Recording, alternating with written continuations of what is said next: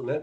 A gente tem que falar também sobre os benefícios que o Maracanã tem causado ao Flamengo, principalmente nesse Campeonato Brasileiro de 2025. O Flamengo registrou um lucro de 19 milhões e 700, arredondando para cima, 677 mil, no Maracanã, no Campeonato Brasileiro, em 2025, tá?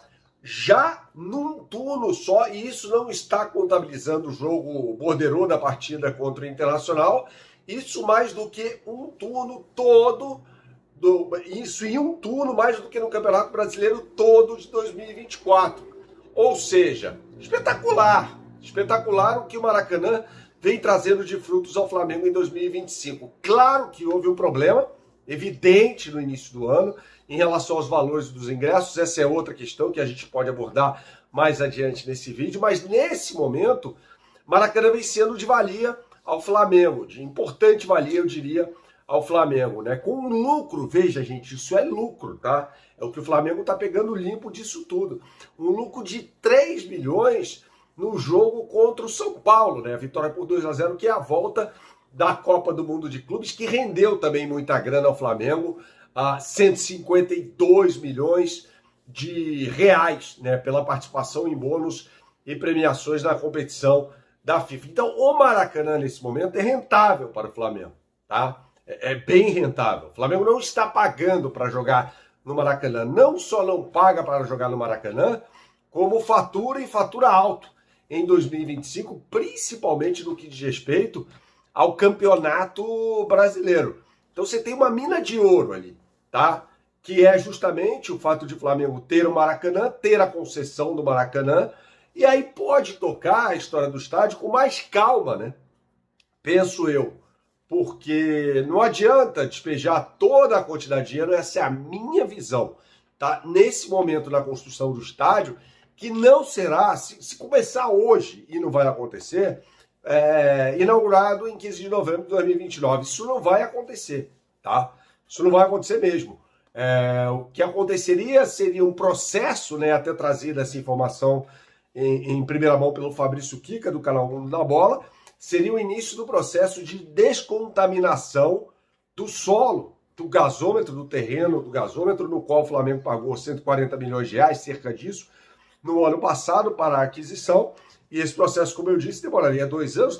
Depois tem a história também com a qual a prefeitura se compromete, que é a retirada das tubulações do terreno do gasômetro. Enquanto isso, dá para ir faturando com o Maracanã, ou seja, o Maracanã é superavitário nesse momento para o Flamengo, e discutindo melhores formatos para a construção do estádio. Definitivamente, as pessoas falam, você é contra a construção do estádio? De forma nenhuma.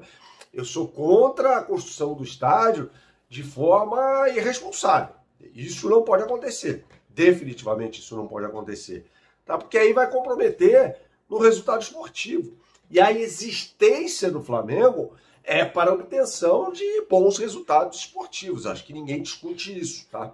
Então eu acho muito importante apontar e trazer esse dado de lucro que o Maracanã traz para o Flamengo neste momento, com Flamengo faturando muito mais.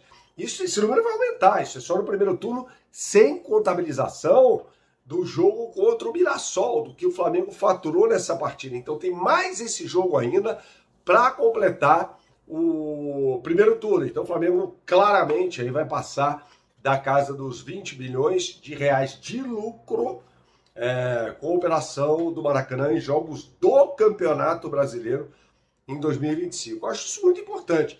Acho que toda forma de monetização nesse momento é bem-vinda, né? Seja com a disputa do Campeonato Mundial de Clubes, seja com negociação de jogadores pertinentes, evidentemente, né? O que o Flamengo ia fazer com o Vitor Hugo era um escárnio, né? Dar um jogador ao Famalicão de Portugal, isso não pode ser feito, e o Flamengo tem que procurar monetizar em tudo, né? O Flamengo, inclusive, reincorpora o Vitor Hugo ao grupo, estava no banco de reservas, inclusive, na partida contra o Mirassol, e ele, para que renda frutos financeiros ao Flamengo, precisa jogar, mas ele precisa estar em condições, em boas condições, para isso, tá? Então fica uma situação até meio complicada no que diz respeito à utilização do jogador, tá? Então isso vale ser ressaltado, tá? Da mesma forma como o Flamengo não vai poder ganhar dinheiro na operação Everton Cebolinha. Não acredito nisso e o Cebolinha vai ficar, né? O Felipe Luiz já deixou claro que o Cebolinha faz parte do processo dele de composição de elenco para 2025, né? E aí o Flamengo não vai faturar com o Cebolinha. Se conseguir faturar algo, não será os 16 milhões de euros pagos pelo Flamengo ao Benfica para aquisição dos direitos federativos do jogador, né? Que foi bem, inclusive calando a minha boca naquela partida contra o Atlético Mineiro, no jogo de volta, né, das quartas de final, das oitavas de final, melhor dizendo, da Copa do Brasil contra o Atlético Mineiro. Ele faz o primeiro gol, aquela coisa toda, tal.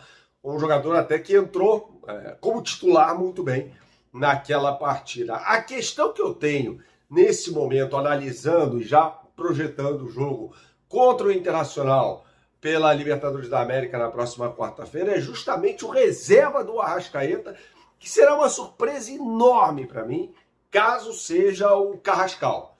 O Carrascal não teve oportunidade na partida contra o Mirassol. Tudo bem que se tratava de um jogo complicado, então eu não posso chegar para o Felipe Luiz e falar: você perdeu uma oportunidade. Não, o objetivo principal daquela partida contra o Mirassol era ganhar o jogo. O Flamengo precisava ganhar o jogo diante do Mirassol, tá? E se fosse possível naquele momento, dar uma minutagem, né, como se fala atualmente, ao Carrascal, né? E isso não aconteceu por N motivos.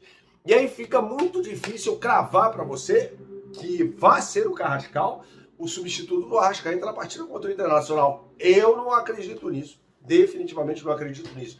E aí qual seria a opção de armação ofensiva do time do Flamengo para o jogo contra o Internacional? Plata, acho que ele vai com Plata, Luiz Araújo, Pedro,